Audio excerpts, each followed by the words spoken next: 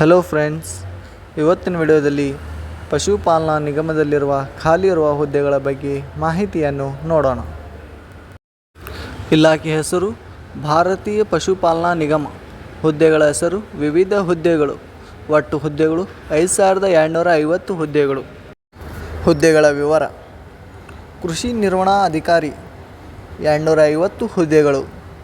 ಕೃಷಿ ಅಭಿವೃದ್ಧಿ ಅಧಿಕಾರಿ 1250 ಹುದ್ದೆಗಳು. ಕೃಷಿ ಸ್ಫೂರ್ತಿ 3750 ಹುದ್ದೆಗಳು. ವಿದ್ಯಾರ್ಹತೆ: ಈ ಹುದ್ದೆಗಳಿಗೆ ಅರ್ಜಿ ಸಲ್ಲಿಸುವ ಬಯಸುವ ಅಭ್ಯರ್ಥಿಗಳು SSLC, PUC, ಡಿಪ್ಲೊಮಾ ವಿದ್ಯಾರ್ಹತೆಯನ್ನು ಹೊಂದಿರಬೇಕು.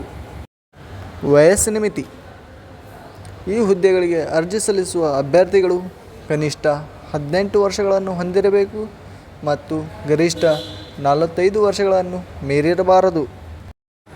ವೇತನ ಶ್ರೇಣಿ: ಕೃಷಿ ನಿರ್ವಹಣಾ ಅಧಿಕಾರಿ ಹುದ್ದೆಗೆ ಮಾಸಿಕ 50,000 ರೂಪಾಯಿ. ಕೃಷಿ ಅಭಿವೃದ್ಧಿ ಅಧಿಕಾರಿಗೆ ಹುದ್ದೆಗೆ ಮಾಸಿಕ 40,000 ರೂಪಾಯಿ. ಕೃಷಿ ಸ್ಫೂರ್ತಿ ಹುದ್ದೆಗೆ ಮಾಸಿಕ 25,000 ರೂಪಾಯಿ ವೇತನವನ್ನು ನೀಡಲಾಗುತ್ತದೆ. ಅರ್ಜಿ ಶುಲ್ಕ: ಕೃಷಿ ನಿರ್ವಹಣಾ ಅಧಿಕಾರಿ ಹುದ್ದೆಗೆ 944 ರೂಪಾಯಿ. ಕೃಷಿ ಅಭಿವೃದ್ಧಿ ಅಧಿಕಾರಿ ಹುದ್ದೆಗೆ 826 ರೂಪಾಯಿ. ಕೃಷಿ ಸ್ಫೂರ್ತಿ ಹುದ್ದೆಗೆ 708 ರೂಪಾಯಿ.